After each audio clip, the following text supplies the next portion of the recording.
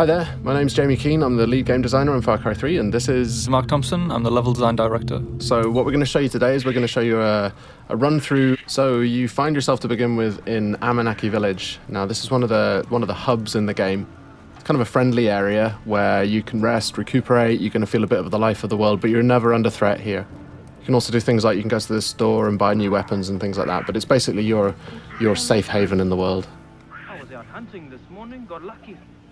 So at this point, if you look at the mini-map, it doesn't have a lot of useful information on it. Actually, it's almost entirely useless, apart from the radio tower icon you can see there. Whenever you get to a new area of the world, the map will look like this.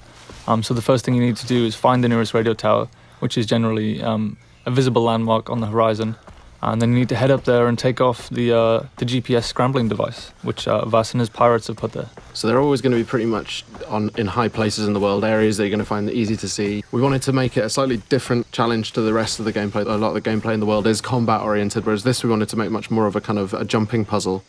This one's the first one that you come across in the world, so it's a really light challenge, but later on in the world it's going to become a little more tricky. We want to emphasize that feeling of vertigo, so you're going to have some pretty gnarly jumps to try and make. You're going to hear the wind kind of rattling through this thing. You're going to hear it creaking. So later on it becomes much more of a challenge, but for now this is a pretty easy one. It's a fairly straightforward route straight up to the top.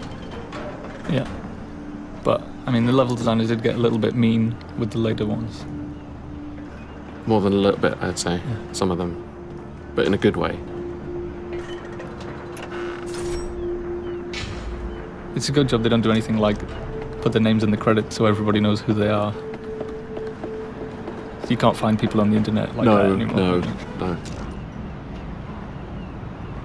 Alright, so you can see a bit of the size of the scale of the world. We're showing about 1/20th of the world in this demo, so you can just take a little bit of a look around and you can see the kind of the overall scope of the game as a whole. Everything you can see in the world you can get to at any time, and you can explore, and when you get there the world will reward you for doing so. It'll be fun. With these reveal sequences, we want to show you a little bit of the world, some sort of suggestions on areas where you can go to explore afterwards. If you take a look around in the horizon as well, you'll see these kind of black smokestacks. Now, these are the outposts that are scattered around the world. They're probably your best next step. So you can see the big red areas on the map. They dictate that the pirates control this part of the world. So when you move around the world, you might be ambushed, you might come across roadblocks as you're driving around. But what you can do is, if you head to the outpost, you can actually take it back and claim this part of the island as your own, well, as yours, along with the rebels, the Rakyat. So gradually as you move through the world, you end up kind of cleaning the map. And taking it back for the locals, which in turn makes life easier for you as you move around. Right, so we spotted a couple of goats. So we're going to kill the goats with extreme prejudice. That was quite unfriendly, I thought.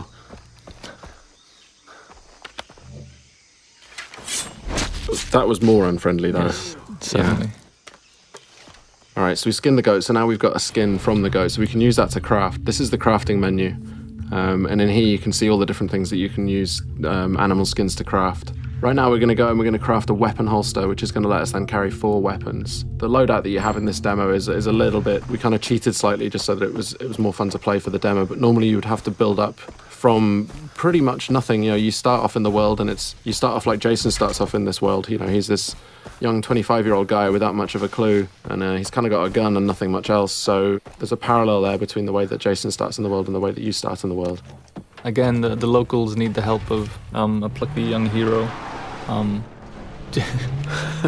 Jason hears the call of duty and sees an opportunity for a Medal of Honor, so he heads out into the battlefield to try and resolve the crisis in uncharted territory.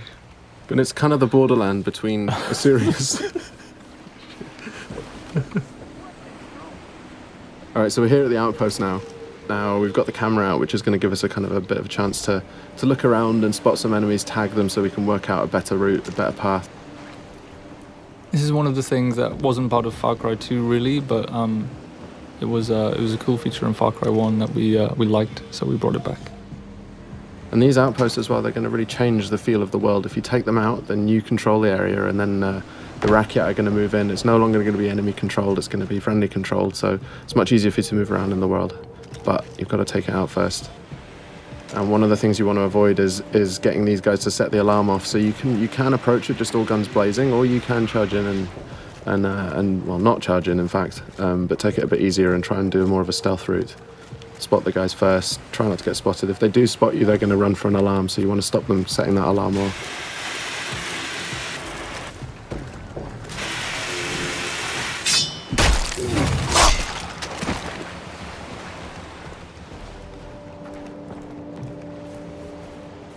Alright, so we're trying to do a bit more of a stealth route here.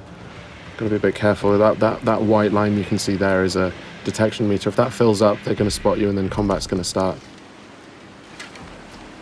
So we've used a rock there to distract that guy, so he's going to go and check that out, and in the meantime we can go off and head off around here and do a death from above. Okay, so he's now alerted. So these guys, you can see he's heading over for the alarm there. That's a good shot. A little too good, some might say.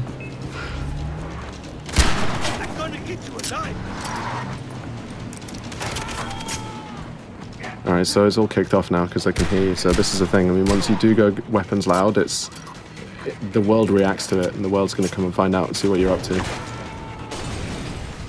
And it's not just the guys in the outpost. If there are any patrols that are moving around the area, like boat patrols might come in from the ocean, or any guys driving along the roads nearby, they're going to hear gunfire, and they're all going to be attracted.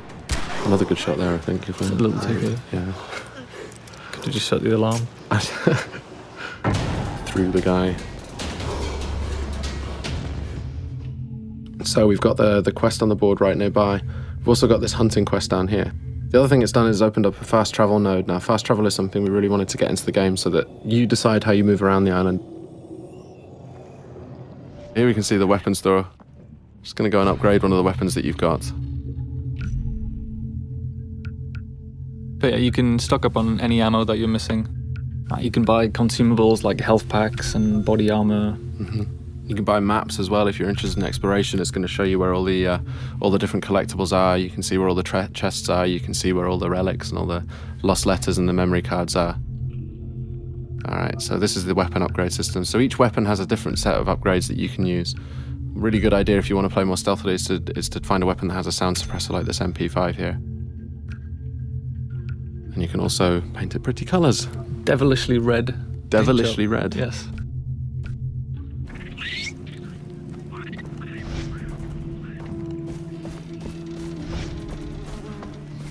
Alright, moving up to take this quest, which is just on the board over here.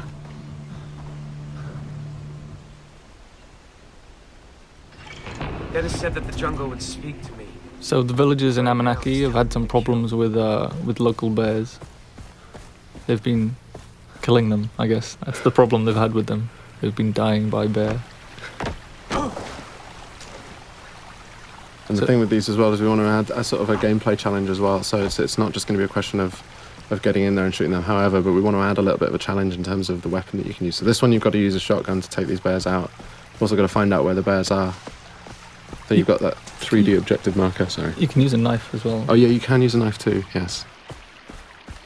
But, yeah.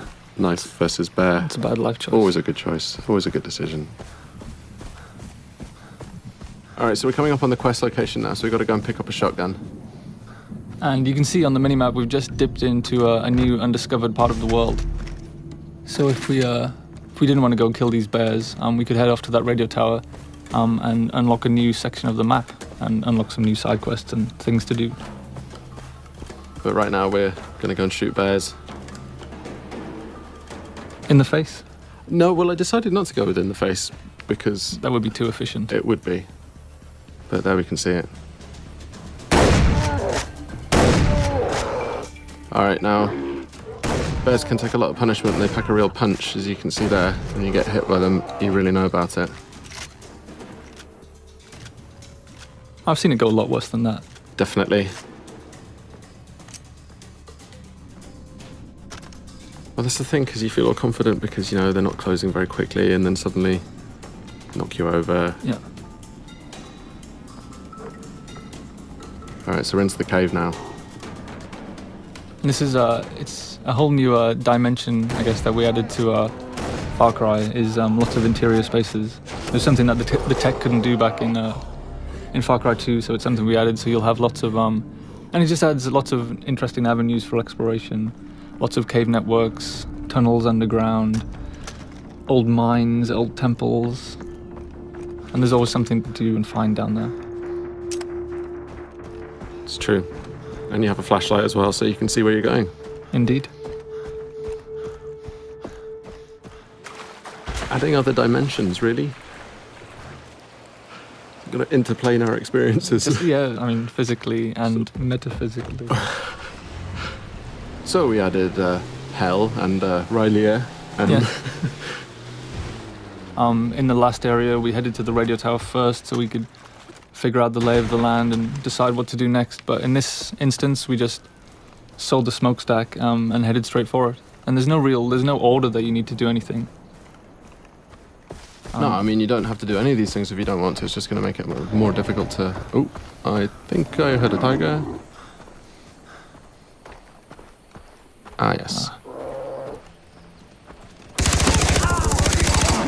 That's kind of forced the hand on the stealth issue there a little bit, I think. Yes, a little too close to the outpost there. Explosive arrow. But they don't know quite where you are yet. They just heard the gunfire and they come and investigate. Oh, and this is the best explosive arrow ever. Great. I know I'll start a fire. So you can see there we used a few different types of arrowhead. They're actually craftable items. So you're not just stuck with the bow is a super cool stealth weapon for long range kills, but you can also go craft fire tips and explosive tips, so you can be more versatile at long range.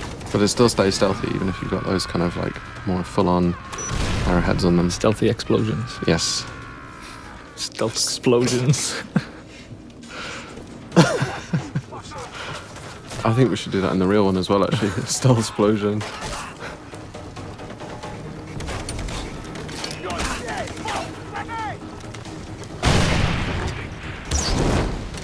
So yeah, this one, when the stealth thing went out the window, I think it was just all guns blazing. Oh, and the alarm's been triggered as well. Great. But you can see we've got, obviously the fire tech is back from Far Cry 2. I wanted to really make sure that we kept that one in. It's a really important part of the gameplay. You can really kind of corral people using fire. And the wildlife as well. And the wildlife too. Now you may have heard just on the VO there, they're letting you know which direction that they're coming in from, so you can kind of prepare. If you've got a little bit of time, you can see that countdown ticker, and you can kind of prepare for when these guys come in. That was a warm welcome. Yes. And there he goes, flying through the air. No fun was had there at all. No. No, I didn't enjoy that at all. I enjoyed the bit where you missed everyone with the arrow at the start. Really? Still? Seriously? Man. And that's the end of the walkthrough today. So thanks very much for listening in.